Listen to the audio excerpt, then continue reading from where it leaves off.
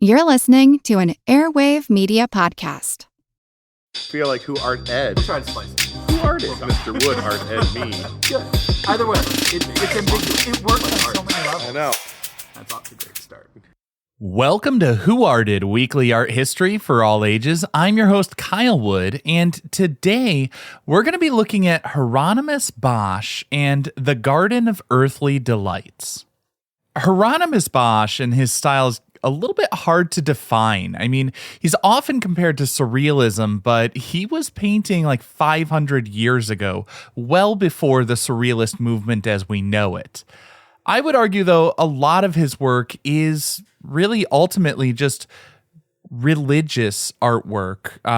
It just looks different than a lot of what we would expect.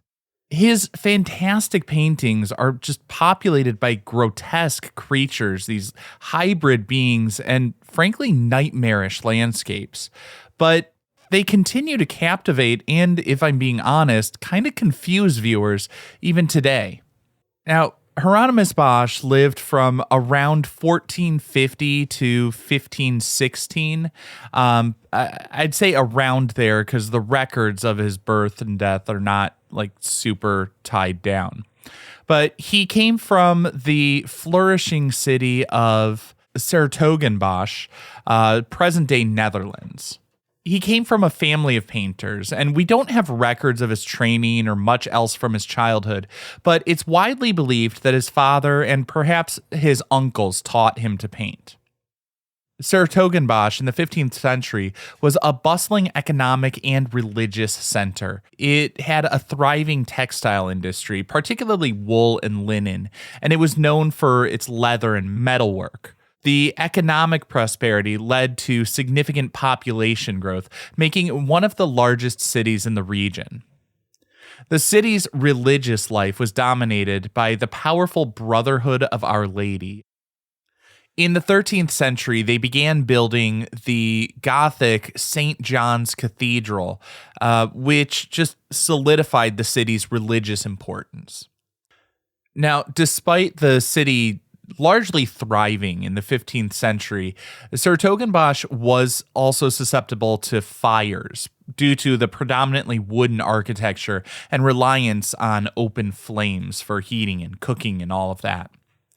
A devastating fire took place in 1463 that destroyed a significant portion of the city, including like 4,000 houses. While there's no record of whether Bosch directly witnessed this particular event, it's hard to imagine him not being aware of this utter devastation across the community. And at that young age, I have to imagine that would have been somewhat traumatizing. I mean, experiencing the destructive power of fire or just witnessing the people displaced and the agony that ensues and everything that happens to the community as a result of it, I would have to imagine that probably contributed to some of the fiery imagery and apocalyptic visions we would later see in his paintings. Of course, that's a bit speculative. I mean, we know there was a giant fire in 1463, but not a ton is documented about Bosch's life and particularly his childhood. The lack of documentation over his life has actually led to some wild speculation over the years. Some have claimed that he may have been part of a radical cult. In the 1940s, art historians began exploring psychological interpretations of Bosch's work.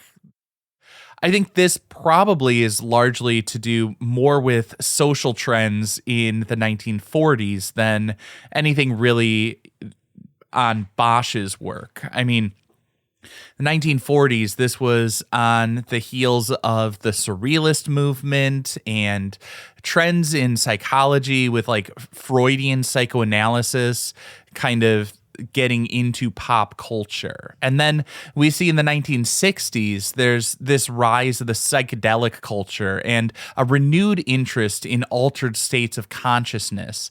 And at that time, some scholars began to consider the possibility of Bosch's familiarity with hallucinogenic substances, including ergot. Now, ergot was a fungus that can grow on rye bread, and people consuming that can suffer from a condition known as ergotism. Convulsive ergotism can cause hallucinations, seizures, and psychotic episodes. And so some people have suggested that Bosch may have been sort of tripping or painting what he saw in hallucinations after ergot poisoning. Now, while the ergot theory has gotten some traction, it still remains a fringe theory. Most historians will say that Bosch was most likely just a devoted Catholic making works that tackled religious stories and figures in a creative and highly idiosyncratic, but mostly sincere way. I personally ascribe to the notion that his work can come across as unsettling because he was a true believer of the religion and was upset over the distance between the moral ideals and lived experiences. Bosch's paintings defy easy categorization. So what I'm really going to do for the rest of this episode is just describe a little bit of what we're seeing in his most famous work, The Garden of Earthly Delights. Now, it's believed to have been painted between 1490 and 1510. Some scholars will narrow it down. It's somewhere in that ballpark, a good 500 years ago. Bosch was approximately like 40 to maybe 60 years old at that time. It's an oil painting on oak panels, which was common for the Northern Renaissance. While we don't have records to know exactly who commissioned it, it seems likely that it was a wealthy patron, possibly the Nassau family, due to its presence in their Brussels palace in like the 16th century. So this triptych unfolds in a complex and fantastical narrative across 3 panels. Actually, the narrative begins before we even see the titular garden.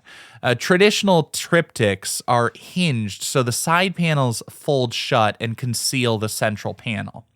In this case, when it's closed, the exterior would show an illustration from the book of Genesis in the Bible. We see the 3rd day of creation as God created water and land. The exterior is a monochrome, meaning it's basically just, shades of gray. It's all in one color of a landscape, and it's inside this spherical dome representing the earth. We see landforms that bear a resemblance to what we see inside the garden, but on the outside, it's all pure, yet to be marred by humanity. As the triptych is opened, the story unfolds. The left panel depicts the creation of Eve in the Garden of Eden, albeit with unusual details like fantastical creatures and a curious fountain. The fountain is often described as the fountain of life. Some describe it as a symbol of the literal source of life. Others see the water as symbolic of purity and innocence in Eden before the fall of man. Some have also pointed to the phallic look of the fountain as a symbol of fertility. This would seemingly go along with the specific depiction of Adam and Eve. You might notice it isn't God creating Eve from Adam's rib. Bosch chose to portray God presenting Eve to Adam as though blessing their union. Looking more closely, though, we see Eve as to God's left, and he's holding her hand with his left hand. The word sinister comes from the Latin word for left, and placing her like that was a hint at the evil, chaos, and destruction people would blame on her for millennia. Now, as we move over to the central panel, we see a chaotic scene of nude figures engaging in various pleasures and interacting with bizarre creatures and oversized fruit. This panel is often interpreted as representing the temptations and sins of humanity. Plucking fruit was a euphemism. The blackberry, being a fruit with numerous seeds, symbolized promiscuity. In the Garden of Earthly Delights, Bosch is showing humanity indulging and really overindulging with reckless abandon. There are fish out of water, perhaps symbolizing a disruption to the natural order. You might notice that among the animals strewn about the picture, there are several owls. The owl would actually be a recurring motif in Bosch's work. And while today we often think of owls as wise or as cute creatures that adorn children's clothing in nurseries, 500 years ago, the owl was seen very differently. The nocturnal predator swooping down from the darkness was seen as vicious and a symbol of the devil or forces of darkness. As we move to the right, the forces of darkness take over. I think it's interesting that the right panel, the sort of hellscape, is where we see the most man-made elements. The indication being God's creation and nature was paradise, but as humanity fell to sin and depravity, they destroyed that beautiful creation, leading to darkness and torment. The overall message is often interpreted as a moral warning about the fleeting nature of earthly pleasures and the consequences of sin. Some art historians believe that the hollow tree man figure in the right panel of Hell might be actually a self-portrait of Bosch, observing the chaos and the suffering he depicts. And really, that's just like the start of the hidden gems to discover in this painting. As a music lover, I was delighted to see musical instruments everywhere, but really, it's not so happy in here, and they're not being played in the typical way.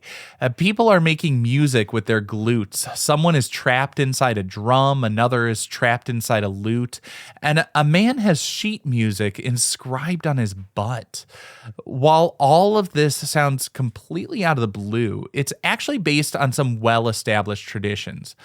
Many look at Bosch's work and mistake it for medieval, although he was actually a Northern Renaissance artist. I think that mistake happens because this odd imagery, like people singing out of the south end of their digestive tract, is actually rooted in the tradition of marginalia doodles from medieval illuminated manuscripts. Bosch was an esteemed and well-connected artist with easy access to the church's collection of medieval manuscripts. A key difference is that marginalia were often meant to be a bit silly, but Bosch was deadly serious. He was using music as a symbol of evil. I mean, not all music would be considered evil. Obviously, church music was okay, but even back then, people were skeptical of secular music and associated it with the devil. Hence, the figure seemingly crucified by the harp. Bosch is sort of warning us about the misuse of these tools and how it can lead us astray. It's kind of a siren song, if you will. And even though I have been talking about this for probably longer than average on a mini episode, I've really just scratched the surface. I think the enduring power of Bosch's Garden of Earthly Delights lies in its masterful balance between the concrete and the ambiguous. He meticulously rendered hundreds of figures, creatures, and objects with incredible detail, creating a world that is simultaneously recognizable and just utterly surreal.